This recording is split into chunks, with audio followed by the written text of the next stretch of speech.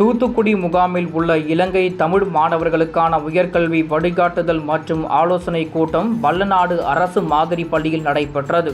தூத்துக்குடியில் உள்ள இலங்கை தமிழர் மறுவாழ்வு முகாமில் உள்ள மாணவர்களுக்கு மாவட்ட ஆட்சியர் இளம்பகவத் உத்தரவின் பேரில் உயர்கல்வி தொடர்பான வழிகாட்டுதல் பயிற்சி மற்றும் ஆலோசனை கூட்டம் வல்லநாட்டில் செயல்படும் அரசு மாவட்ட மாதிரி பள்ளியில் நடைபெற்றது.